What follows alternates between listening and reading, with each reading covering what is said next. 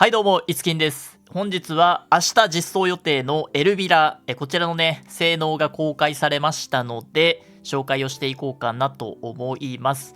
まず、エルビラのステータスですが、このようになっております。氷属性アサシンのマカツ級ということで、ついこの間実装された機能限定リディカと同じステータスになっています。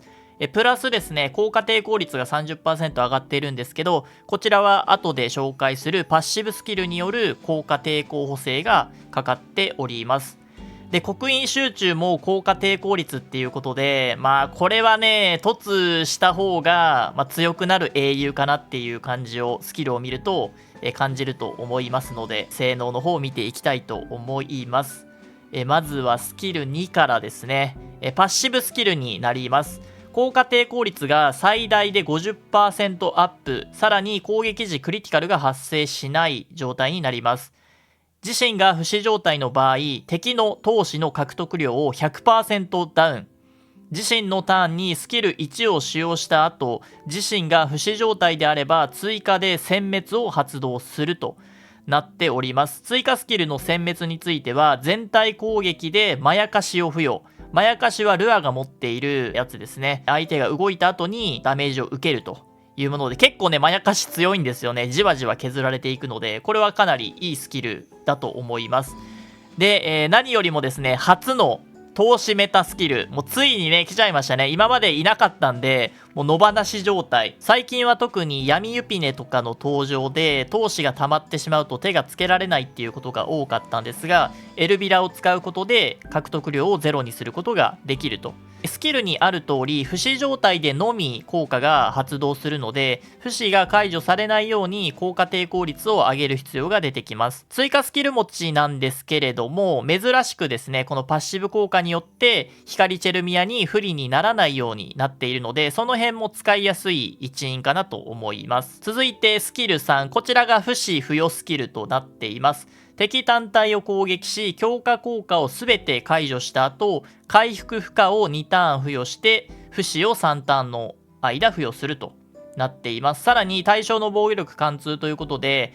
防御力無視と生命力が高いほどダメージがアップするという効果もついています。ただですね、貫通スキルではあるんですが、映像を見る限りでは、中程度の生命力2万以下1万5000とかの相手に対して5000前後、生命力が多くても多分6000から7000あたりに落ち着くんじゃないかなと思うので、火力は最近の基準で言えばそこまで高くない、火力キャラではないという、判断でいいと思います。はい、そしてスキル1ですね。これもね、珍しいかな。ちょっと詳細に確認できていないんですが、おそらく、初のデフォルトで 100% の強化解除スキルとなっています。スキルを強化すると 100% の確率で強化効果を1つ解除ということで、結構強そうというか使いやすそうなスキルです。最近バフ増えてきたんで、それを解除できるってなると、なかなかいいスキルかなと思います。さらに根力解放で追加ターンを獲得できるので、このタイミングをね、見計らって追加ターンを使えば、不死が切れるタイミングでもう一回スキル3を打って、不死を無限に付与することも可能となっています。はい、そして制約英雄なので、モチーフ異物も用意されています。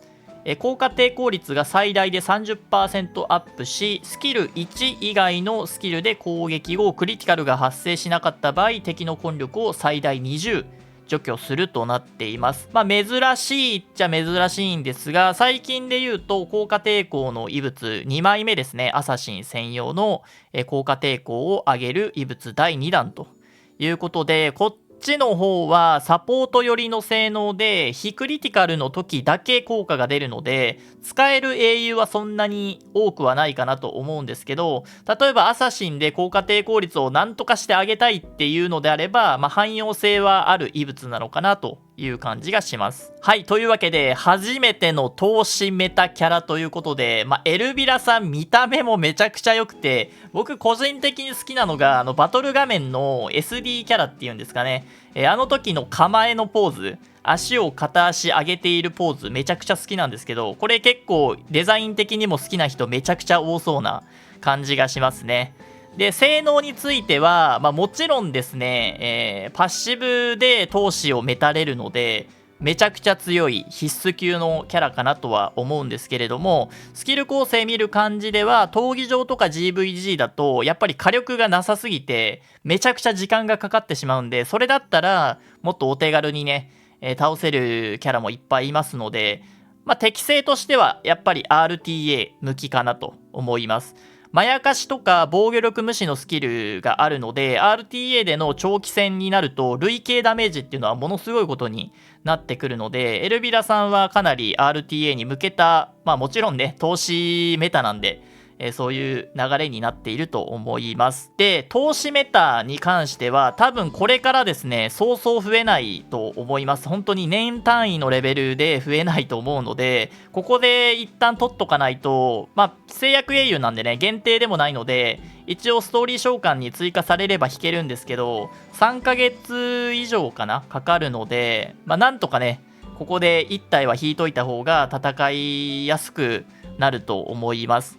で、装備のハードルもそんな高くないですね。スピードと効果抵抗が最低限あればいいので、欲を言えば効果命中とかもね、上げて、まやかしの付与率上げたりも必要だと思うんですけど、僕はだいたいこれぐらいのステータスにしようかなと思ってます。パッシブもあるので、それを踏まえれば効果抵抗200以上はかなり楽にいけると思うので、あとはいかにスピードと効果命中を盛るかっていう形になると思います。で、注意としては不死を付与する前に光チェルミアのパッシブが起動してしまって、ゲージアップしてきてスキル3を打たれるっていうのが一番良くないパターンなので、例えばあんまり状況としてはないかもしれないんですけど、自分の1ターン目で連携が出てしまってゲージアップしてきたチェルミアが先に動くっていうのが怖いんで、そうなると結構速いスピードが求められます。で、スピード200ぐらいのチェルミアがどれぐらい生息するかはちょっとわからないんですけど、最近結構ねスピードセットをつけたチェルミアも少なくはないので、スピード200ぐらいあるチェルミアだと